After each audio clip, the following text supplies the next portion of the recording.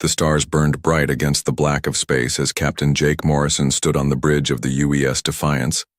His hands gripped the metal railing so hard his knuckles turned white. Through the wide windows he could see the massive alien ships surrounding his fleet. There were hundreds of them, ship after ship from dozens of different worlds, all pointing their weapons at the small group of human vessels. Jake had been in many battles before. He had fought pirates and raiders across the Outer Rim. But this was different. This time the enemy was the Galactic Council itself. The same council that humanity had tried so hard to join. The same council that had welcomed them with open arms just 5 years ago. "Captain," came a voice from behind him. Jake turned to see Commander Lisa Hayes walking up the metal steps to his command platform. Her face was pale and her eyes were red from crying. She had been Earth's ambassador to the Council. She had worked for years to build trust between humans and aliens. Now all of that work was gone. "Any word from the Council?" Jake asked, though he already knew the answer. Lisa shook her head. "They won't listen. They say we destroyed the Zephyrian homeworld. They say we killed 3 billion innocent people. Nothing I say matters anymore." Jake felt anger burn in his chest. The humans had not destroyed Zephyria. They had been trying to help when the planet's core went critical. Human ships had saved millions of Zephyrians from the disaster. But someone had made it look like human weapons caused the explosion. Someone had set them up. "Sir," called out Lieutenant Ben Clark from the communication station. "Admiral Carter is requesting all ship captains for an emergency meeting." Jake nodded. "Tell him I'll be there in 5 minutes." He looked back at Lisa. "Come with me. You know the Council better than anyone." They walked through the corridors of the Defiance.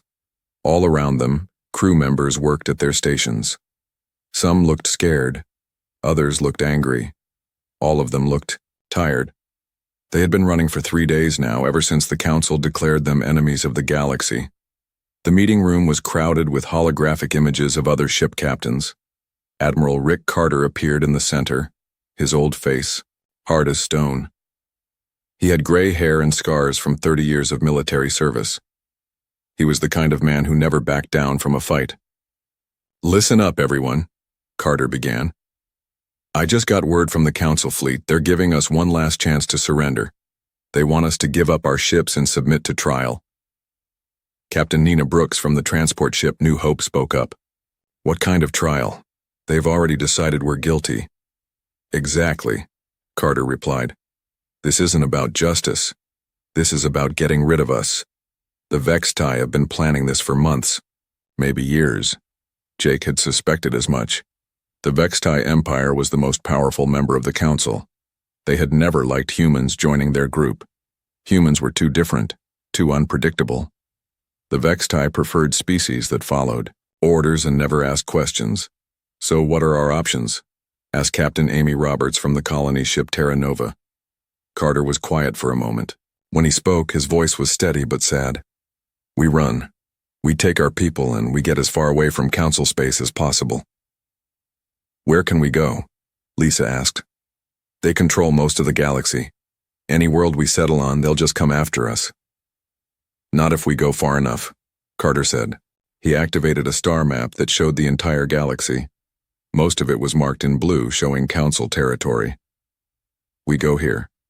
He pointed to the very edge of the map, where the stars faded into empty black space. Jake felt his heart sink.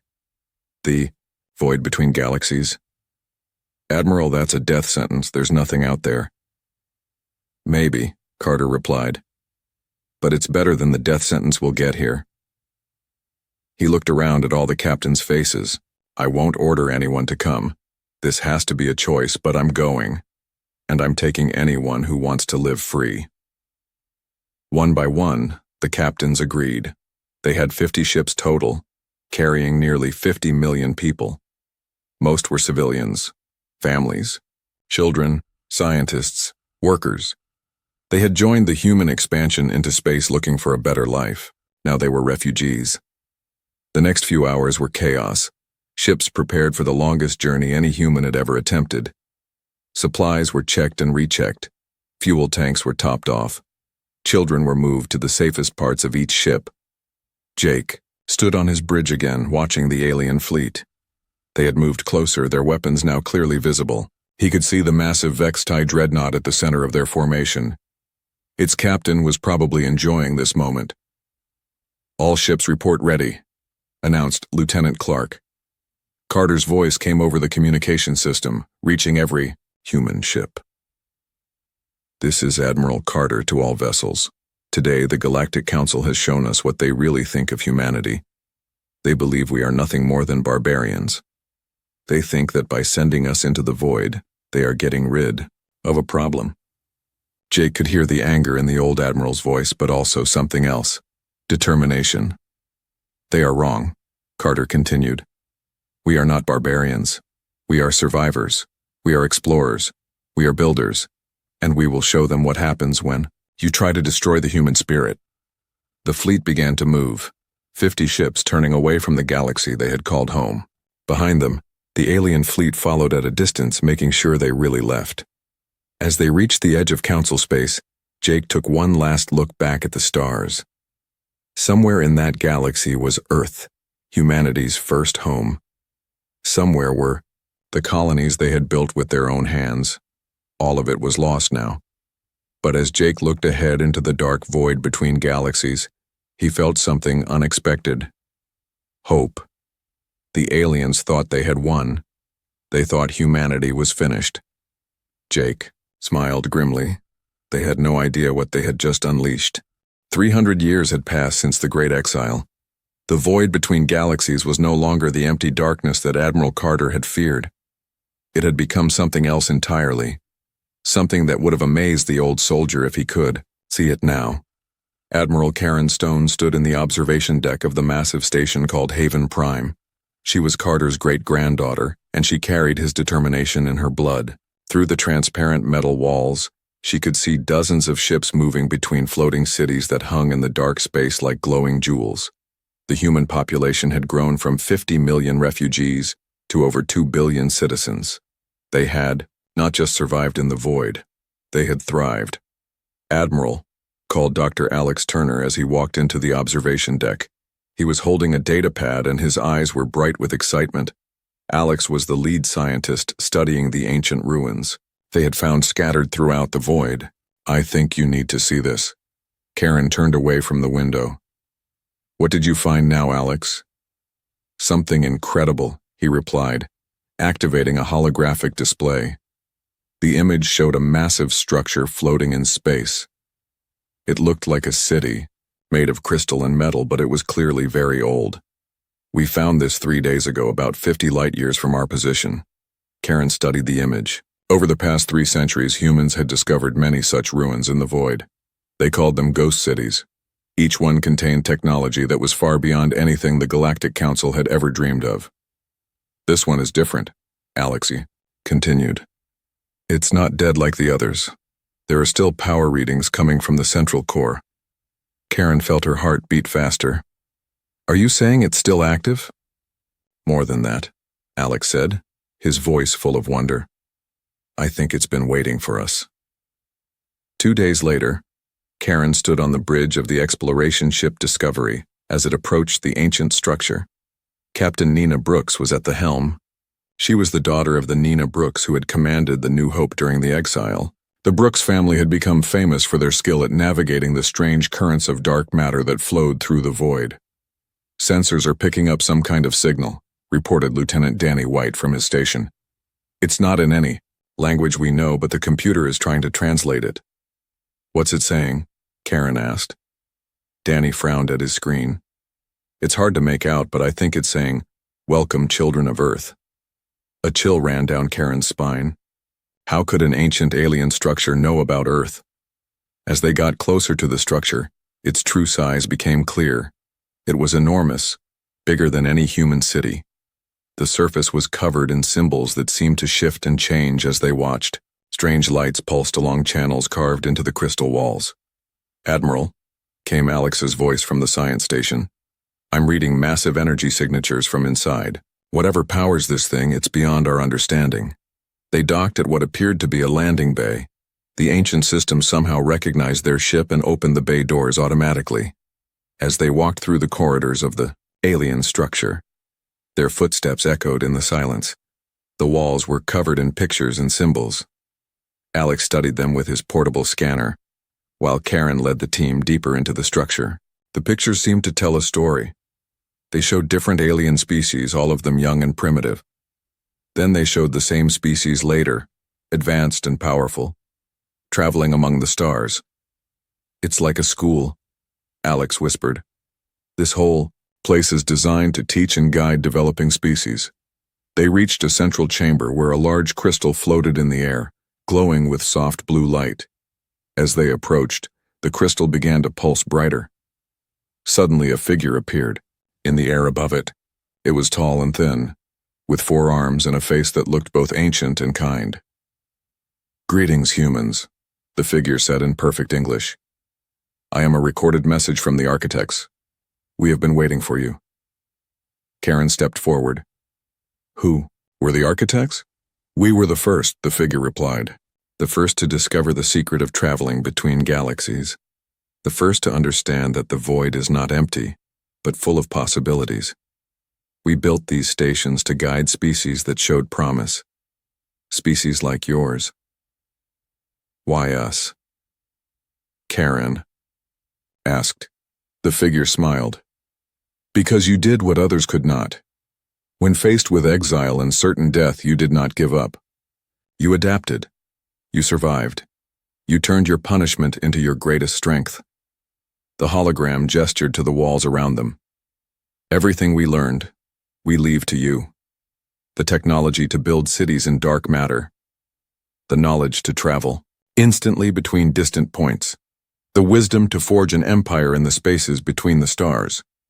Over the following months, human teams explored dozens of architect stations. Each one contained new wonders. They learned to build ships that could phase in and out of normal space. They discovered how to create pocket dimensions where entire worlds could exist hidden from outside view. They mastered the art of bending space and time itself. Captain Helen Davis led the first successful colony on a dark matter world. The planet existed in a space between dimensions, invisible to any sensors from normal space. The colonists learned to harvest energy directly from the fabric of space itself. "We're not just building colonies," Helen reported to Admiral Stone. "We're building something the galaxy has never seen before. We're building an empire in the shadows."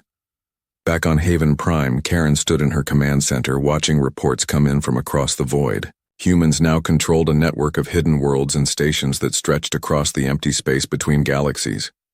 They had technology that made the Galactic Council's weapons look like stone tools. Commander Steve Parker, head of intelligence, approached with a report. "Admiral, our scouts have been monitoring the galaxy. The Council thinks we died out centuries ago. They have no idea we even exist." Karen smiled. It was not a kind smile. "Good. Let them keep thinking that. Let them believe they won." She turned to look out at the stars of the distant galaxy, where humanity had once begged for acceptance. They exiled 50 million refugees into the void. Those refugees have become 2 billion citizens of an empire they cannot see or imagine. The void had taught humanity many things. It had taught them to be patient. It had taught them to be clever.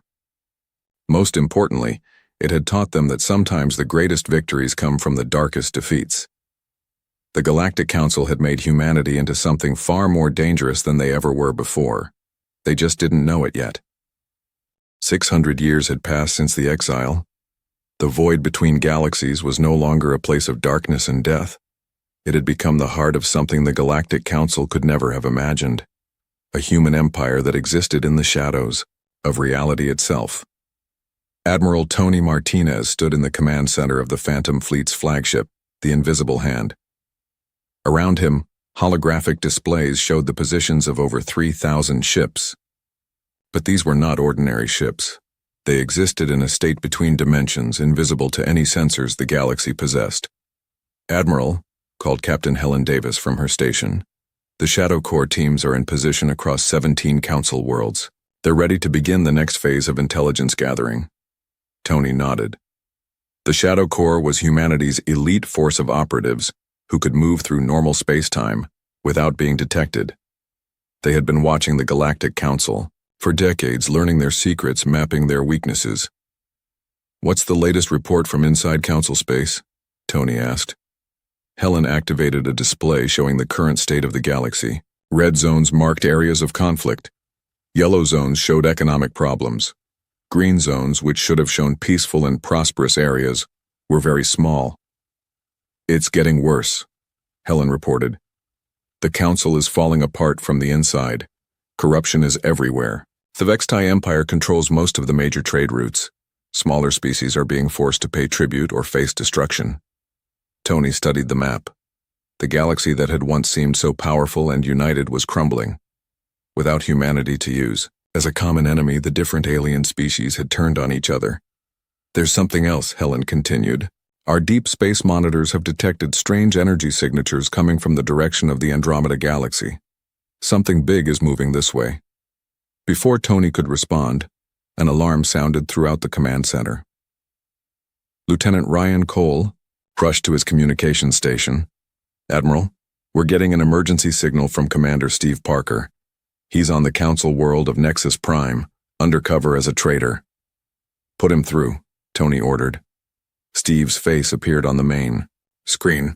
He looked worried and was glancing around nervously. "Admiral, I don't have much time. Something big is happening here. The Council has detected what they're calling ghost fleets in their shipping lanes. Entire convoys are disappearing without a trace." Tony felt a cold knot form in his stomach. The human fleet had been conducting secret operations in Council space for months, taking supplies, gathering intelligence, and sometimes helping species that were being oppressed by the Council. But they had been careful to remain undetected.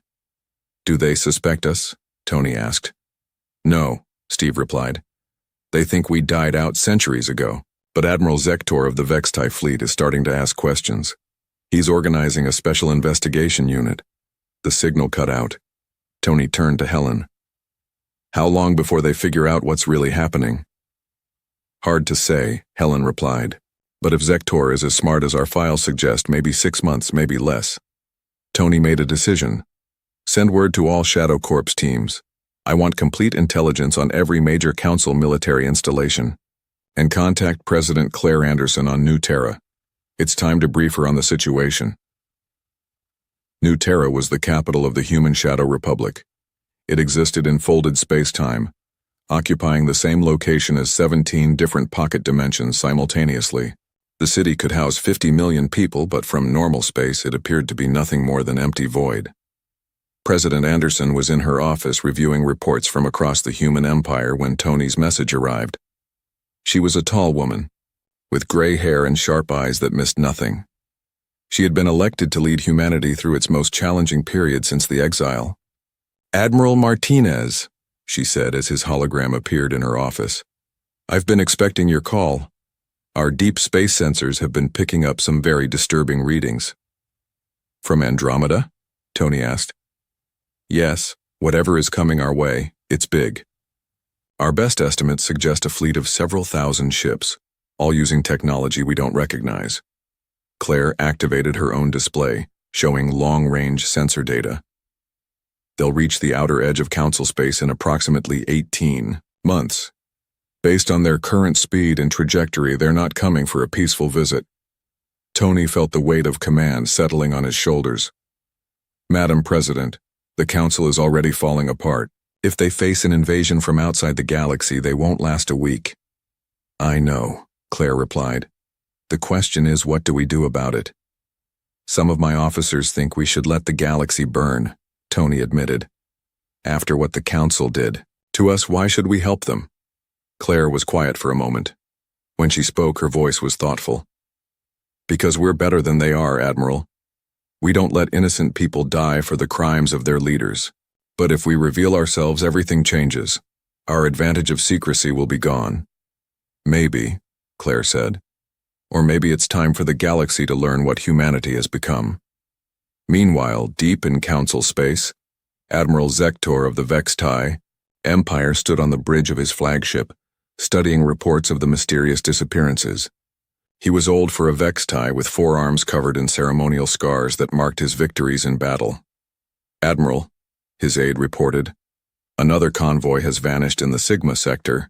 That's the fifth one this month. Zektor's eyes narrowed. In his long career, he had fought pirates, rebels, and rogue AI fleets. But this was different. The disappearances were too clean, too precise. Whoever was doing this had technology and tactics that were completely unknown. "Send a message to the council," he ordered. "Tell them I'm assembling a task force to investigate these incidents personally." As his aide left to carry out the orders, Zektor stared out at the stars. Something was moving in the darkness between them. Something that had been planning and watching and waiting. For the first time in decades, the old warrior felt afraid. Back in the void, Tony Martinez received reports from his fleet commanders. Captain Amy Roberts had successfully rescued 300 refugees from a dying world without being detected. Captain Pete Johnson had intercepted a Vextai slave convoy and freed over 1,000 prisoners. The human empire now controlled 500 hidden worlds and had a population of nearly 50 billion people. They had technology that could reshape reality itself. They had ships that could appear and disappear at will. But most importantly, they had something the Galactic Council had lost long ago. They had unity. They had purpose. They had the memory of what it meant to be cast out and forgotten. The aliens who had exiled humanity thought they had solved a problem. Instead, they had created something far more powerful than they could ever imagine. And now, with an unknown threat approaching from Andromeda, the galaxy was about to learn what happened when you underestimated the human spirit. The first sign of the invasion came as a whisper in the void.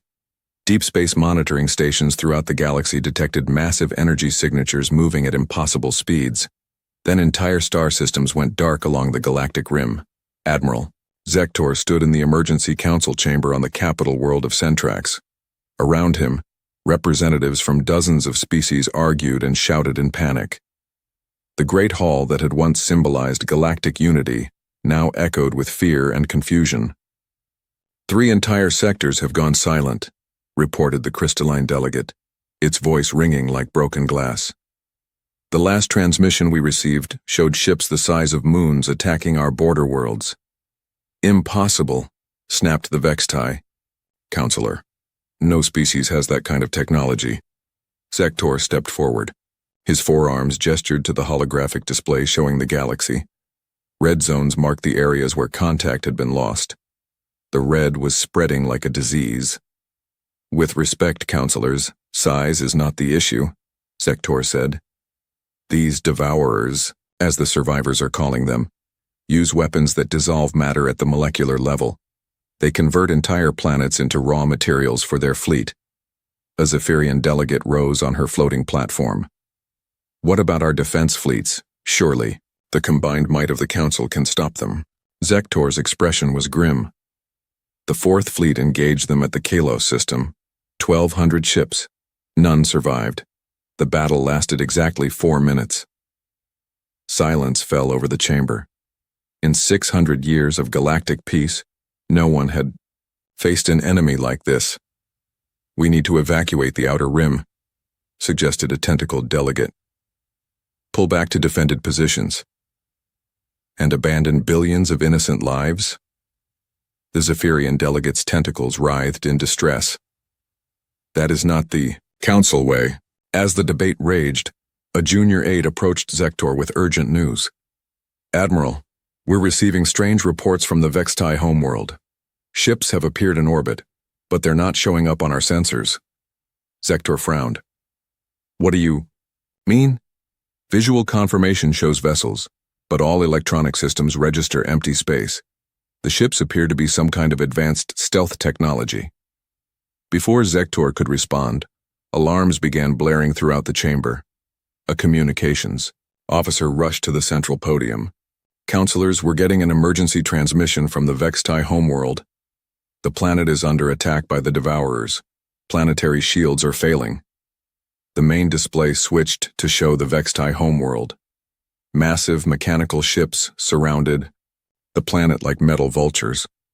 The planetary defense grid was crumbling under the assault of weapons that turned energy shields into glowing mist. Estimated time before the planet falls? Asked the council chairman. 6 hours, maybe less, came the reply. Sektor felt his blood turn cold. The Vextai homeworld was one of the most heavily defended planets in the galaxy. If it could fall, in hours, nowhere was safe. Then something impossible happened on the display. Space itself seemed to tear open near the planet. Ships began emerging from what looked like holes in reality itself. These new vessels were sleek and deadly, with designs unlike anything in the Galactic database. "Who are they?" whispered the crystalline delegate.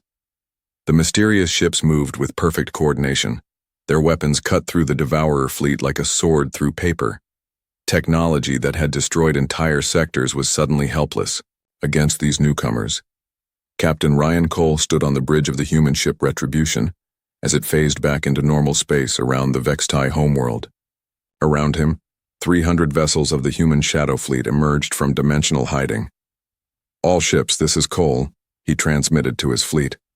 "Primary objective is civilian evacuation. Secondary objective is data collection on Devourer. Technology. Do not engage unless necessary to protect civilians." The battle was swift and brutal. Human ships that existed partially outside normal spacetime proved impossible for the Devourers to target effectively. Weapons that could dissolve planets passed harmlessly through ships that weren't entirely there. Within 2 hours, the Devourer fleet around the Vextai homeworld was destroyed. The mysterious human ships loaded their holds with 3 billion Vextai civilians before vanishing as suddenly as they had appeared. On Centrax, the council chamber erupted in chaos. "Who were they?" demanded the chairman. "Unknown vessels using unknown technology," reported the tactical officer. "They appeared to be constructed with materials that don't exist in our database." Admiral Sektor stared at the display where the Yao mystery ships had been. Something about their tactics felt familiar, though he couldn't place what. "Sir," his aide approached carefully. "There's something else." Before they disappeared, one of the ships transmitted a message. It was very brief. What did it say? "The debt is not forgotten, but neither is mercy." Sektor felt a chill run through his forearms. That phrase triggered a memory from long ago, from the archives of the Great Exile, but that was impossible. The humans had died out centuries ago. President Claire Anderson received the report from Captain Cole while sitting in her office on New Terra. Through her window, she could see the massive construction yards where the human fleet was being expanded at an incredible rate. "Madam President," Cole reported via secure transmission, "the operation was a success. We saved most of the civilian population, but the Devourer technology is unlike anything we've seen. Even our architect-enhanced weapons had difficulty penetrating their hulls." Claire nodded. "What about the council response?" "Confusion mostly. They have no idea who we are. But Admiral Sektor seems to be asking the right questions." "Let him ask," Claire replied. "Soon the whole galaxy will know the truth." She activated her communication system and sent a message to Admiral Martinez. "Tony, it's time. Begin Phase 2 of the Revelation Protocol." Across human space, ships began moving. The Shadow Fleet emerged from hiding in dozens of systems where Devourer attacks were imminent. Each time, they arrived just as hope seemed lost. Each time, they saved millions of lives before disappearing again. The pattern was clear to anyone who looked closely. The mysterious saviors were not random, they were organized, they were watching. They were protecting the galaxy that had once cast them out. In the depths of space, more Devourer fleets continued their advance toward the galactic core. But now they faced an enemy they had not expected. An enemy that had spent 600 years preparing for a war that would determine the fate of all life in the galaxy. The Exiled had returned.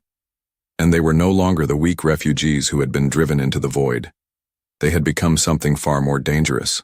They had become the guardians the galaxy never knew it needed. The final battle came when the Devourers reached the galactic core itself. Every defense the Council had built over 1,000 years crumbled in days. The combined fleets of 50 species fought desperately, but their weapons barely scratched the enemy hulls.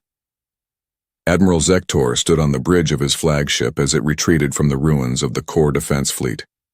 Around him, the few surviving Council ships limped through space, their hulls torn and burning.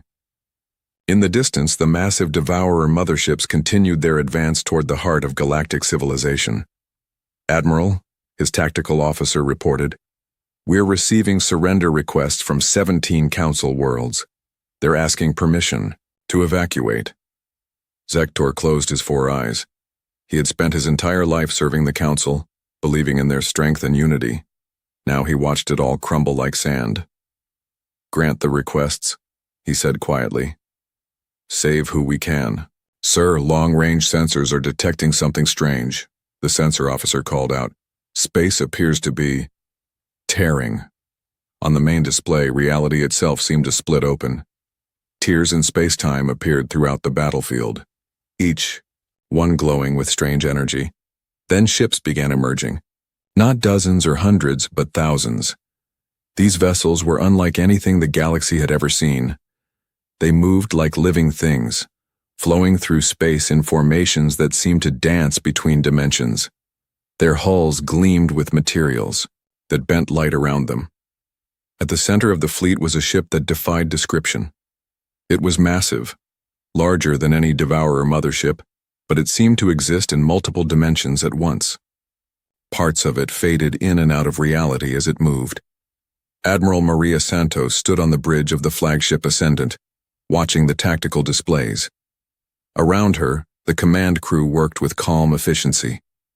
They had trained for this moment for centuries.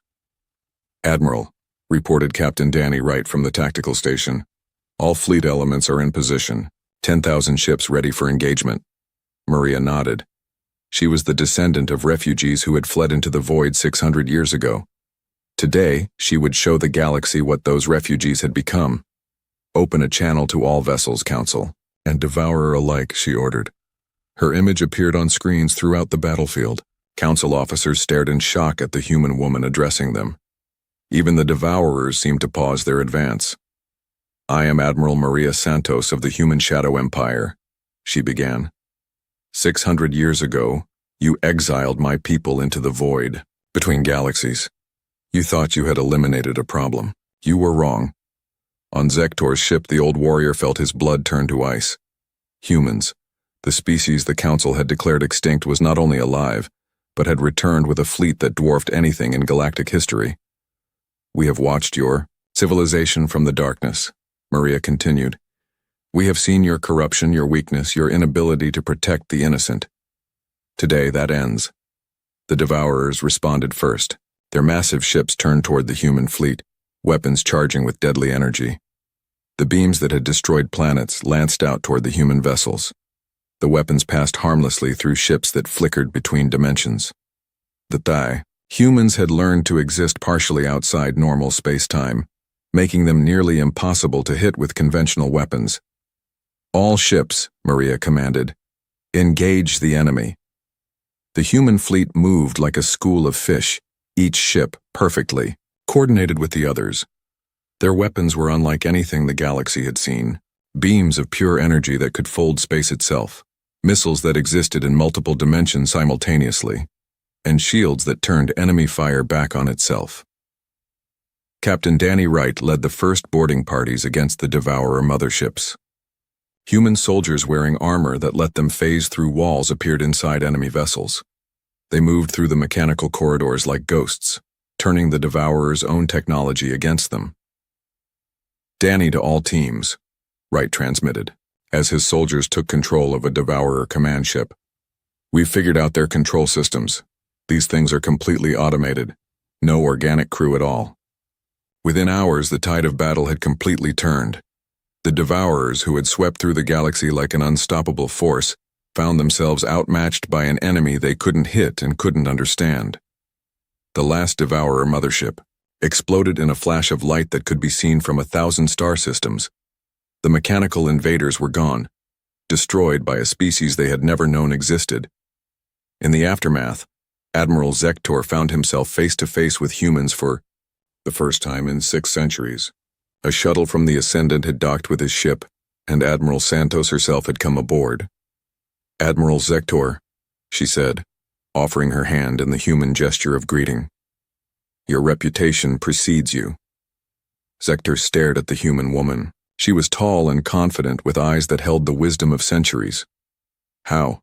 he finally asked. "How did you survive? How did you become this?" Maria smiled.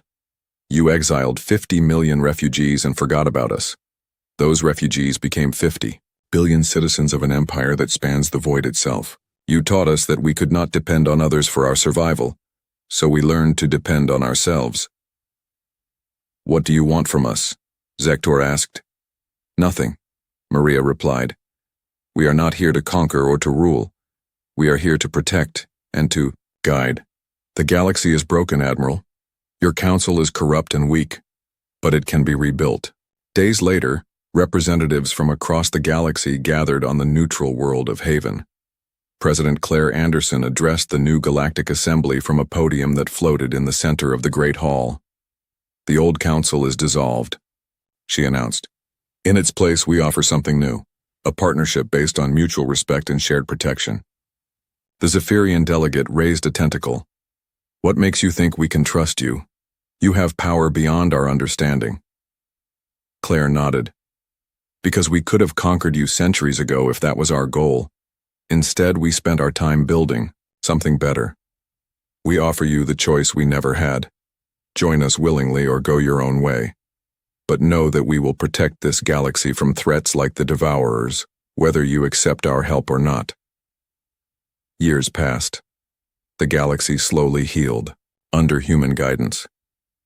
Children from dozens of species learned together in schools on human worlds that existed in folded spacetime. The technology that had been hoarded by the elite was shared freely with all who needed it. Captain Lucy Carter, descendant of the legendary Admiral Rick Carter, stood in the observation deck of New Terra Prime. She was watching a group of young aliens playing with human children in the gardens below. Their laughter echoed through the crystal spires of the city. "Captain?" Her aide approached with a report. "Long-range sensors have detected something interesting. Ships approaching from the direction of the Magellanic Clouds. They appear to be refugees fleeing some kind of disaster." Lucy smiled. "Prepare a welcome fleet. Let's show them what humanity learned about taking care of those who have nowhere else to go." The galaxy had learned a valuable lesson. The species they had dismissed as barbaric had become its greatest protectors. The refugees they had cast into the void had returned as guardians. And in the space between the stars, where humanity had learned to call the darkness home, new wonders were being born every day,